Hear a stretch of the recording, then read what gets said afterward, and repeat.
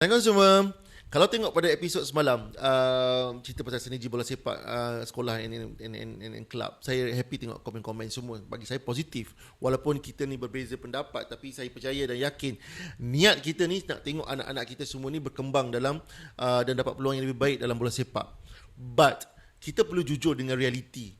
Tak adil untuk kita generalisekan semua sekolah dan semua kelab dalam semua keadaan. Ada sekolah, yes, very lucky, memiliki cikgu yang sangat passionate, yang boleh bagi fokus sepenuh pada bola. Tapi ada juga yang kita kena akui, sekolah yang tak ada pun tenaga pengajar yang mendalami sukan ni. Tak ada cikgu punya minat dengan bola. Ada sekolah yang macam tu. Malah to certain extent ada yang mana bola sepak ni tak dipandang langsung, dianggap membazir, fokus pada sukan lain, and budak-budak bola at certain stage dianggap sebagai problematic student. Saya pernah jumpa situasi macam ni. Saya pernah jumpa cikgu yang passionate, yang boleh bagi masa. Cikgu Izam, Cikgu Yazid, Cikgu Syamrin contohnya. Cikgu Uwais yang Cikgu Uwais ni dia minat bola tapi dia tak boleh bagi komitmen on training apa semua. Dia pass kat kita. Pun ada. So we cannot generalize that. And saya faham kenapa ada yang skeptical yang kata kelab ni nak keuntungan. Okay, kita kena akui mana-mana industri pun pasti ada pihak yang lebih nampak bisnes daripada pembangunan. Yes, but reality kelab grassroots sebenarnya ialah kelab yang terpaksa survive sendiri untuk menampung kos padang, equipment, masuk tournament, bayar coaches. Keperluan menjana pendapatan ini tak semestinya bermaksud diorang tak ikhlas. Tak. Okay, diorang ikhlas dalam pembangunan. Saya jumpa ramai, daripada 10 coaches saya jumpa, 9.5 saya boleh katakan yang sanggup keluarkan duit sendiri, spend masa lebih daripada apa yang sepatutnya dibuat untuk pembangunan anak-anak ni. Tak kaya pun. tak kaya pun. Okey. Tentang isu pemain yang masih lemah asas walaupun kata apa dah lama berlatih. Cikgu tak dapat pun budak-budak yang dah siap.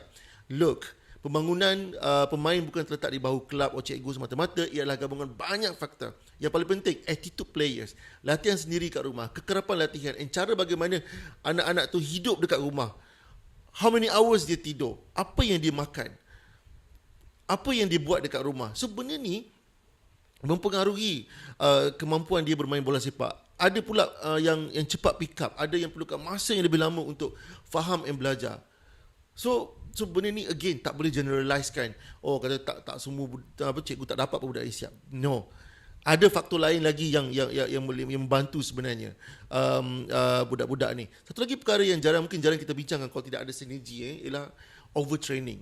Sekolah buat training, kelab buat training, bila tak communicate budak-budak kena pergi training sampai dua set of training, dan boleh impact dia punya prestasi, risiko kecederaan. So inilah sebabnya bagi saya sinergi ni bukan sekadar pilihan but satu keperluan. Kita perlu berkongsi data prestasi dan jadual pemain supaya kebajikan mereka terjaga.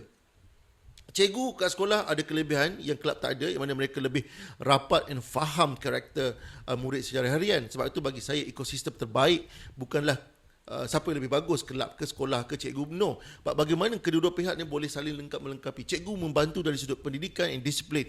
Kelab membantu dari sudut intensity, kepakaran, technical and pendedahan perlawanan yang more kompetitif. So bila sekolah, cikgu, kelab, coaches, parents boleh ada sinergi yang baik, that is the best untuk kita membentuk karakter dan masa depan anak-anak kita.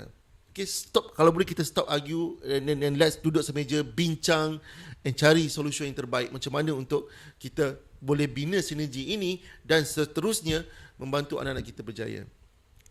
Assalamualaikum.